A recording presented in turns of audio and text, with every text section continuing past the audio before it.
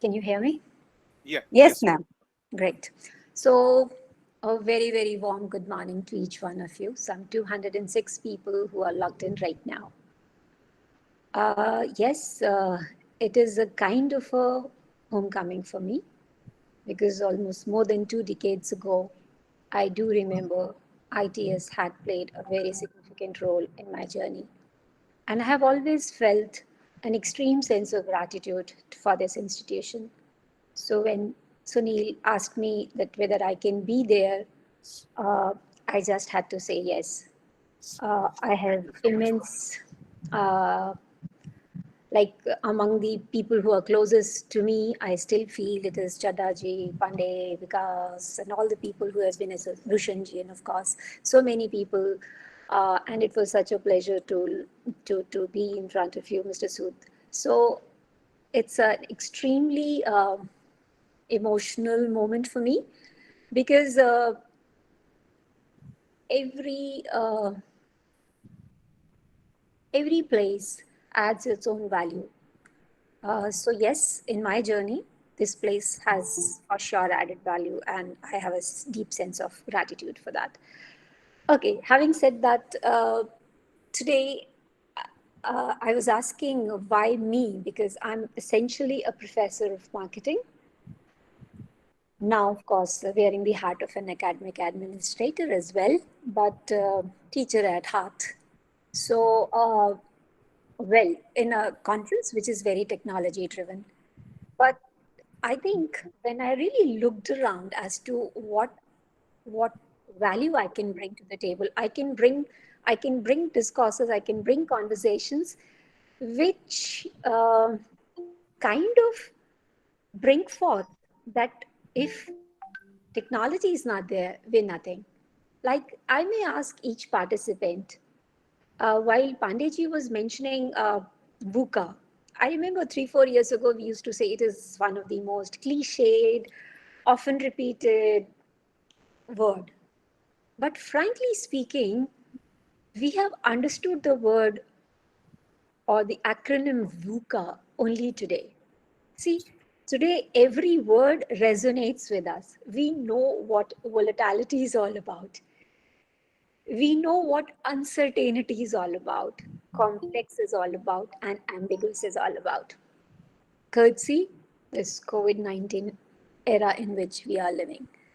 I think people who are even 90-year-old, they are saying that they have never seen the world like this. It started in December. We're going to reach September. There's no let up.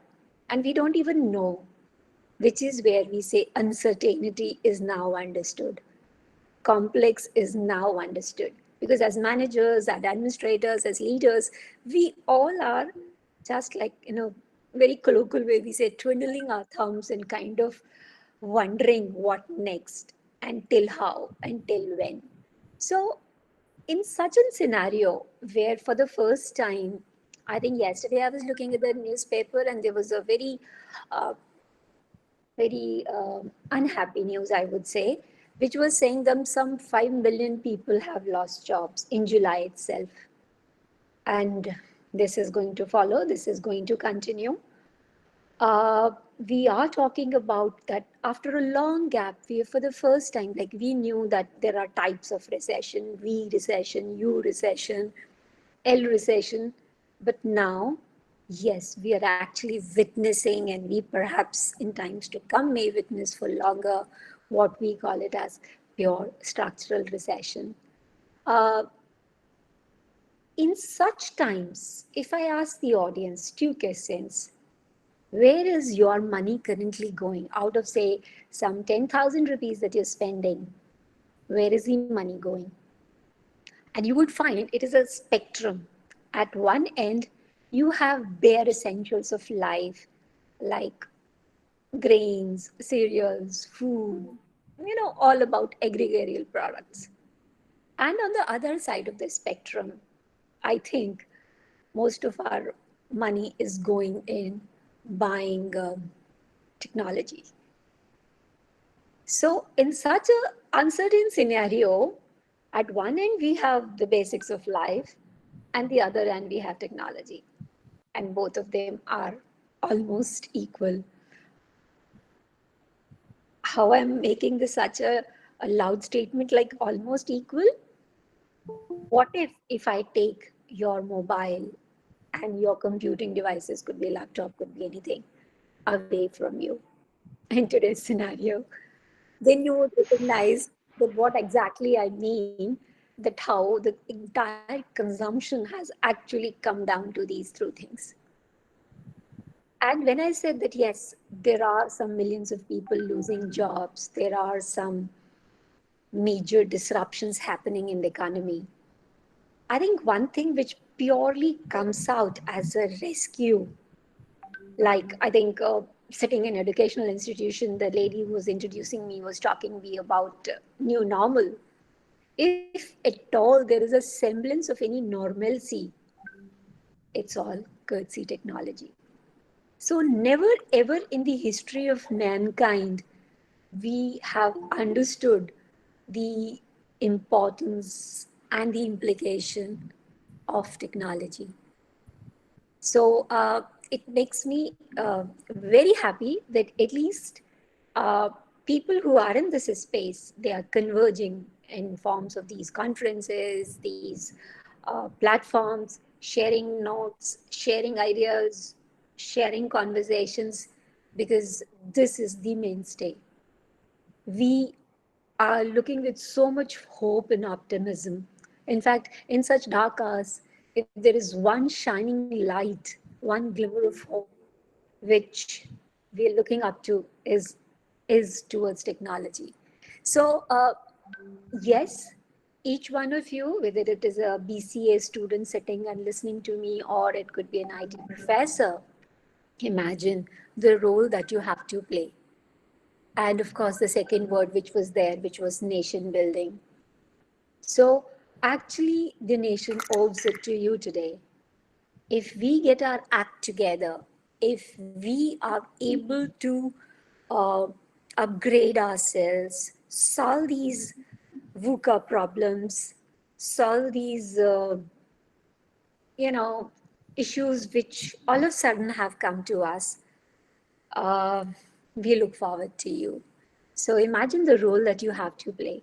And of course, no doubt about it, uh, we know that technology today is not only helping us in development, it is not just helping us in uh, having these sustainability as goal, it is not just helping us in communicating, it is not just helping it in decision making, it has actually to a large extent begun become what we call it as a reason for our existence.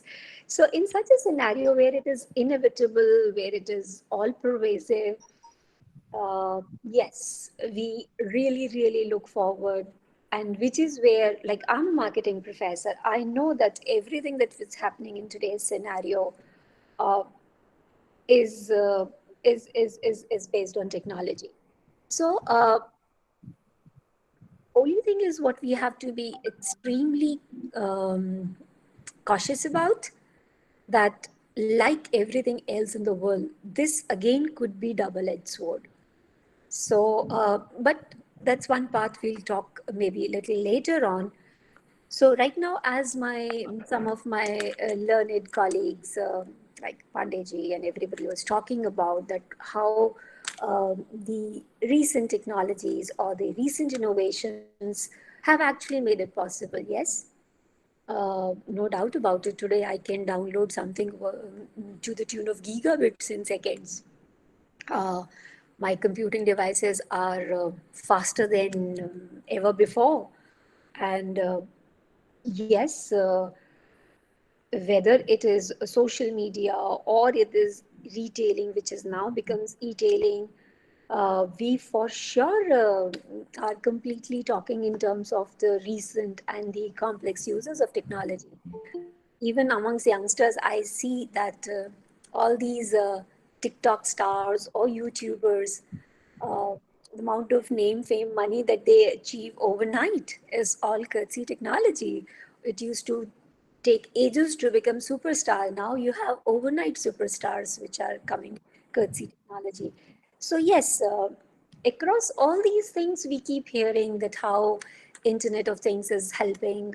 Uh, it yes, basically the first phase of internet was all about helping us in our intangibles. So whether it was through our for our emails or whether it was for our communication, it helped us around that.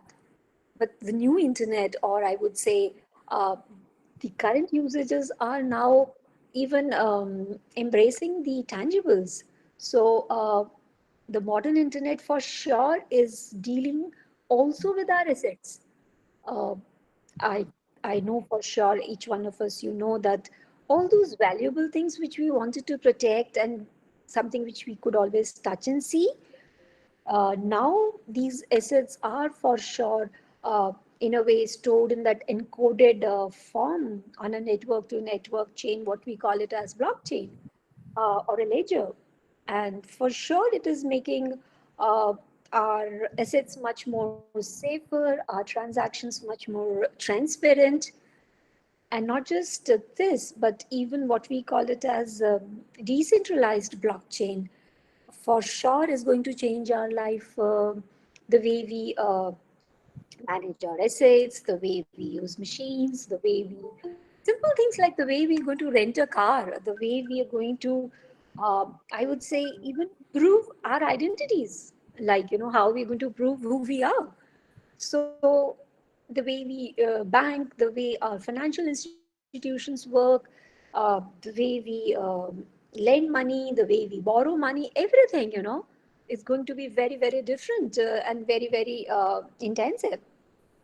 Of course, beyond Internet of Things, artificial intelligence is here to stay and is going to huge time, big time supplement and complement human intelligence.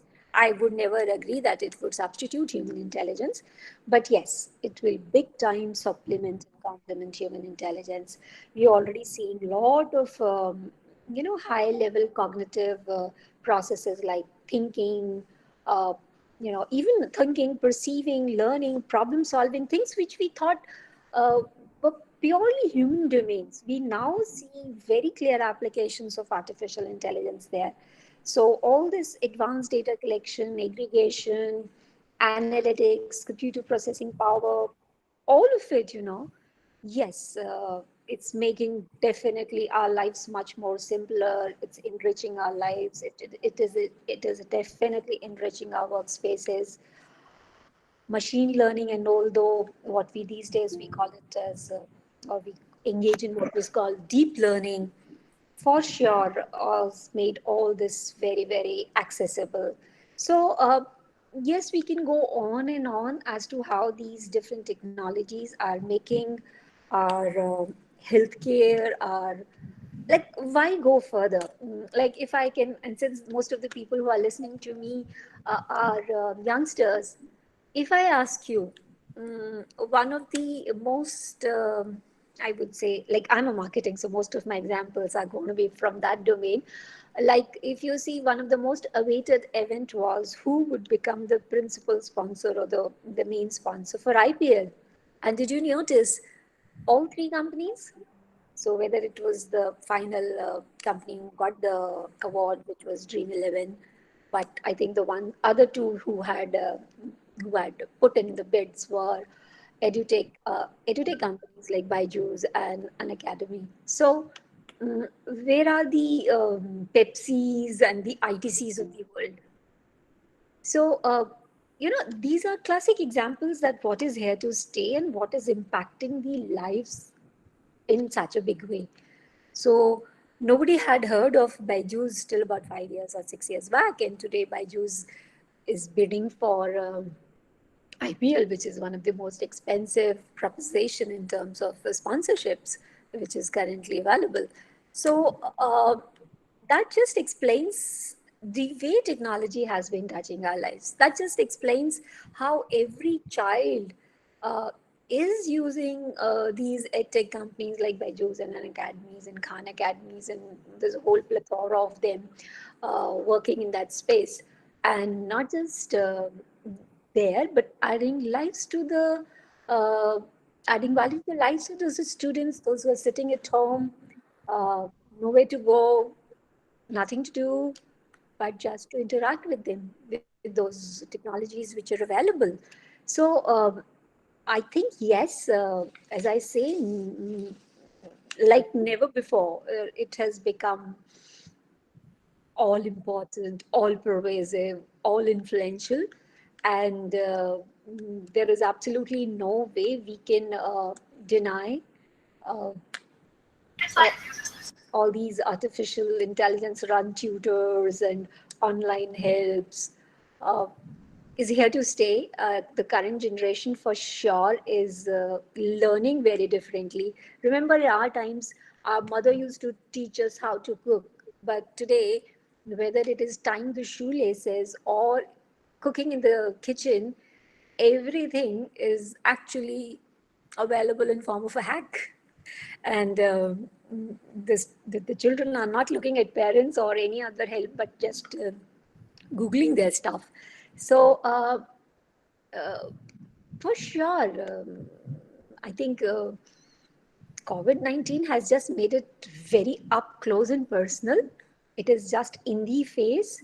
So every now and then we do keep hearing that the kind of projections which are coming based on all these technologies, everybody, like today, the $1 billion question is when will the vaccine come and how long will this last? And in both these answers, technology is playing such a sizable role. So uh, all the vaccine experts, they're completely dependent on new age technologies, as on the biochemistries and the biochemicals. And also, when will this finish? Everybody is applying all kinds of statistical and technological tool to come up with some kind of projection as to when the humanity will get rid of it. So, needless to say, and not just that, I think the way the doctors are treating, the way teachers are teaching, like I can take the case of my institution, which is IIM Bodh Gaya. Uh, Actually, frankly, to certain extent, we have evaded the impact of COVID to, and we have kind of established a new normal. So I guess our admissions were dot on time, courtesy technology. We started exactly the classes on the same date as we would have started earlier last year. Our classes are exactly going as per the schedule. Our exams are happening as per the schedule. And nobody else than technology to complement and pay respect for. So whether it is proctored exams or whether it is online platforms, we've done recruitment, we've done everything which is people can think of in an educational institution, and nothing has stopped. And I can imagine if you just take away the technology part of it, then everything would have come to a standstill. So today, if we can make a tall claim that in spite of a pandemic, we are actually operating with exactly the same deadlines, and not even a day of shift has happened, uh, all courtesy technology. So my example or my institution example is just an illustration that how going forward, even now and going forward, the only assistance or only solace or only thing on which we can bank on is technology. And yes, having said that, I often uh, I often hear this a statement that is it the same as brick and mortar? Uh, well, especially since we are in a tertiary education space and we are in a different kind of pedagogical tools that we use, which is case based. For sure, I would say that uh, we would prefer a brick and mortar touch and feel also. So for sure, there is absolutely no way technology can substitute the real life classroom experience. So for sure, I think I'm so sure the 200 students who are listening to me or any other student who is sitting in the home, sitting in front of computer under the nose of their parents now for 5 months, is dying to be back in campus, dying to be in their own spaces, where learning is not just about cramming numbers or getting some information and knowledge. Learning is also about having networks. Learning is also about having conversations with friends, community. uh, all that is very, very imperative. And as I say, more importantly, in a course where we deal in, which is management at a tertiary level. But even there, I would say that even when the world comes back to normal, we would still end up using a whole lot of technology. Uh, because, first of all, the biggest stumbling block which was there was the inertia towards embracing technology.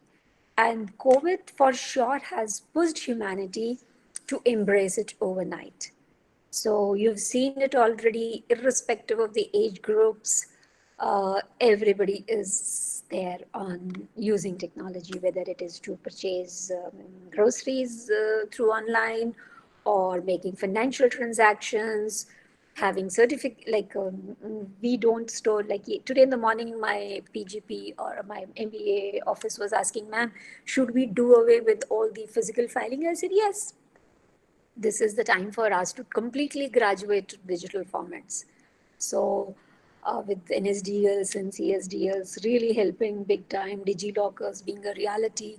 And when we talk of, in fact, there's so many people who says that when the COVID has happened because human had become very, very cruel towards the nature. I think technology has a big impact even in terms of having more sustainable practices. So all the digitalization, imagine the amount of trees which we would and amount of land which would not be converted into high-rise buildings because of less usage of office spaces and less storage spaces and so on and so forth. So it will far reaching amount of, and it's such a heartening note, that when I see that IoTs and AIs are helping farmers finally. So, which is where that would have a huge impact, even in terms of development, which is very sustainable. So, it is not just entertainment and communication, it is about a greener planet, a clean planet, a sustainable planet, something far better that we would leave for our generations. And I think uh, 10 years down the line, in so many ways, we would, to certain extent, thank COVID and its pandemic uh, for helping us march much more faster towards what technology had to offer in making our lives uh, and as I said, that even campuses like ours, for sure, we will not completely abandon everything which this phenomena has given, and especially in geographically challenged locations. I think this is a very beautiful way where we leverage it and we would have to take it. So, without really considering the advantages with so, as I see, uh, as always, whether it is in pharma, cities, edtech, agriculture, medical, I think it's all pervasive. And once again, I think I must compliment each and every student who's sitting there that they are in so many ways the warriors which will helping the world by upgrading, by making robots clean up houses, by having connected devices, by having so many different manifestations of IoTs and AI and machine learning. So a big thanks to you for all of you. We just hope that you would continue uh, to serve towards the nation, because I think yesterday, day before yesterday, expressed his opinion that अपना काम करके करो, देश की सेवा। तो अगर आप सब technology, if you just continue to upgrade it and make it available for the benefit of the larger humanity, the nation will just prosper and the nation would just develop, and there is no stopping. In fact, in so many ways, it's already doing. Like, I have a very simple and a beautiful, learned a very beautiful definition of corruption over years, and which is again for a developing country like ours is one of the biggest stumbling block in our development. And I feel corruption is something uh, which happens when we place ourselves before the nation. Simple. So, whenever a human being or a one person places self before the nation, corruption happens. And I think uh, today's governance, be it a corporate governance or the government, uh, the union and the state, it is far more transparent, far more accountable, far more agile, courtesy technology. And I don't have to give you examples. We all know it, that whether it was our driving license or passport or whatever, income taxes, it's far more transparent, far more agile, far more flexible, courtesy technology. So with the better implementation and with the kind of technologies which are the best suited, over years, it will just and just help us become a far stronger, far better, far sustainable as a nation. So thank you so much to the entire ITS team